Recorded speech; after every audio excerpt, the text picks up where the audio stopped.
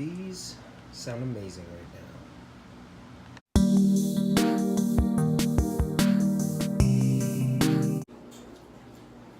Oh, all right. So today, something I need to accomplish is I need to finish getting Steph, my fiance, some addresses for our wedding. So I've actually been adding them to my notes app digitally, so we have a digital copy for a while now, but I just need to knock that out.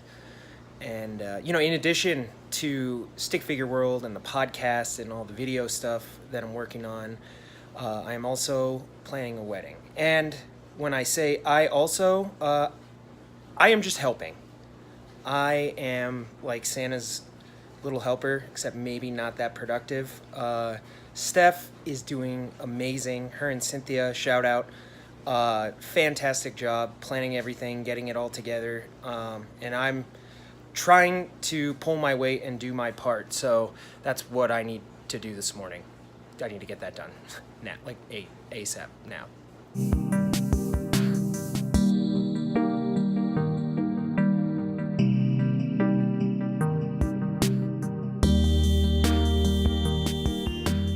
So first of all, I just wanted to say thank you again to everybody who took the time to watch the Stick Figure world premiere. All the feedback was amazing. You guys had some really kind words, some constructive criticism, and I'm kind of making note of all of that and putting it, towards the next videos. So, but on that note, in regards to the Stick Figure world premiere, I actually got a couple questions from people asking, do I need any help?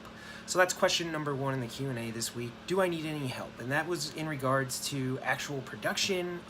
I had someone ask me if, I needed any music, voice acting, a whole bunch of different things. So the answer right now is no. I mean, of course, I could always use help, but right now it's something that I'm trying to undertake on my own, and everything that's going into it is kind of from my creative process. And bringing on someone else or, someone into that workflow is something that I think maybe will happen down the road.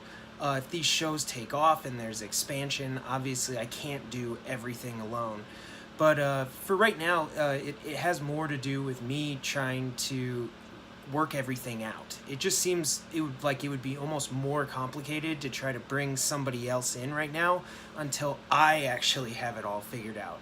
But on that note, I just wanted to say thank you. I appreciate everybody reaching out. And like I said, when it gets to that point, I have your comments written down and I'll be sure to reach out. So question number 2 is actually about Stick Figure World as well. And it was, how did I achieve the comic book / maybe, I guess you call it like watercolor effect that was going on, it literally was a filter over the entire thing. And it's actually not that hard. I know I've mentioned before in the vlog that I want to actually take some time in these and show you guys exactly how it is I'm doing some of the things I'm doing, from the practical effects to building the characters out of pipe cleaners to actually showing you in app, how did this happen? So the answer here is, I'm not actually going to pull up a screen share or anything, but the answer is I use an app called Clips. It's a Apple app. They actually developed it, and it's one of the filters in that app.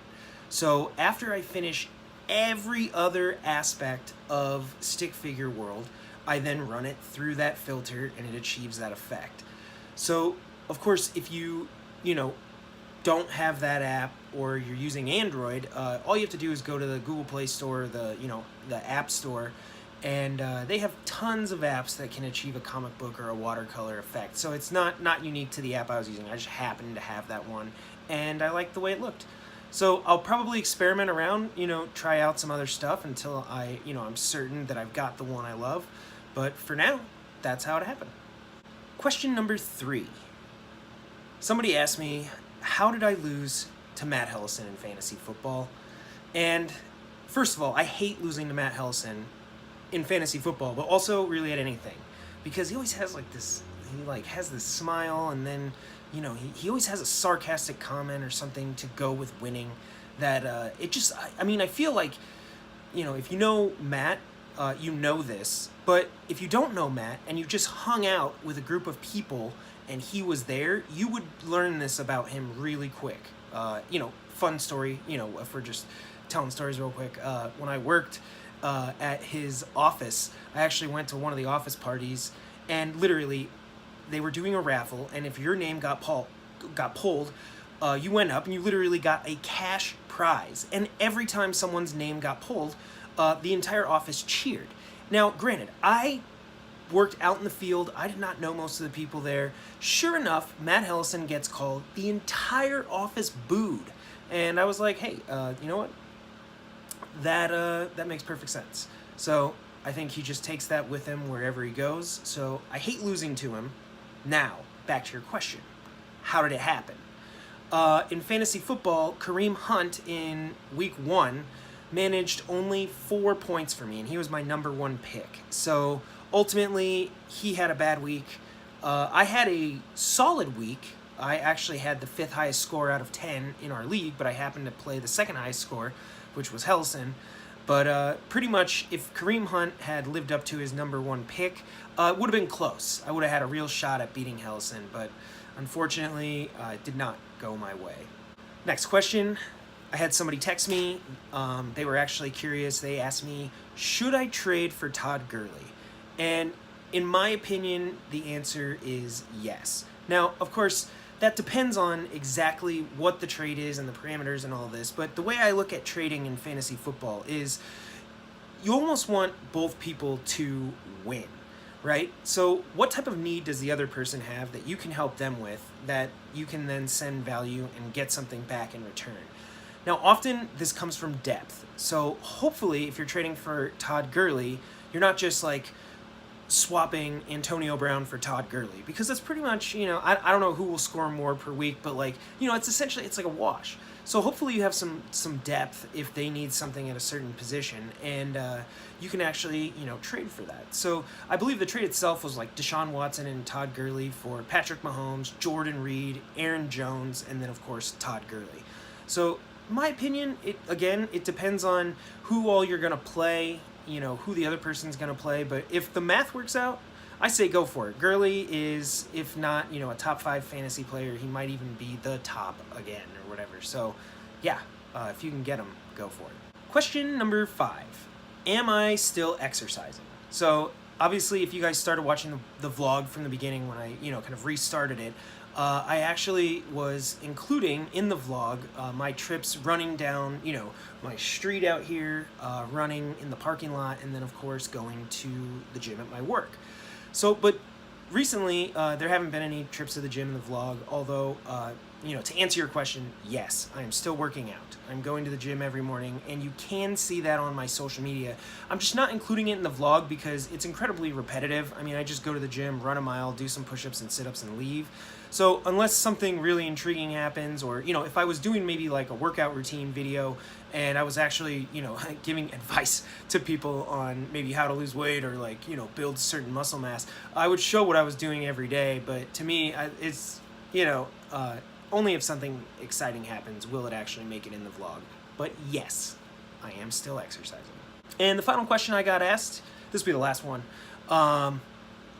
I stopped by 7-Eleven the other night, actually on podcast record night, when I was wearing my IBC shirt, and the cashier there asked me, what is your podcast?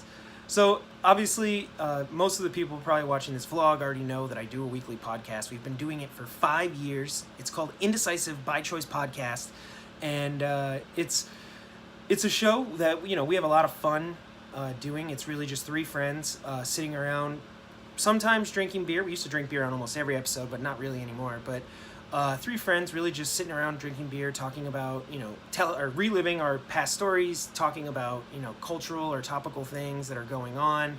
We have a fantasy football league, and you can find the show on the iTunes store or the Google Play Music store, and all you got to do is just search Indecisive by Choice, and you'll find the show. So, all right, that's this week's, Q&A. I'll probably do one of these, I'm guessing, probably close to weekly as I start adding more content and more stuff. And I do want to, kind of, I know I talked a long time ago when I was doing the vlog, but I still have these ideas to include segments, in the vlog. So the Q&A is definitely going to be one of those. So to everybody that asked me questions, thank you. Keep the questions coming, even if you just want them to be fun. Hey, what's your favorite color? Or, what was it like growing up in Indiana? I don't know. Whatever you want to ask, throw it out there, and I'll be sure to, kind of add it to the queue for the, I guess we'll call it a weekly Q&A. I'm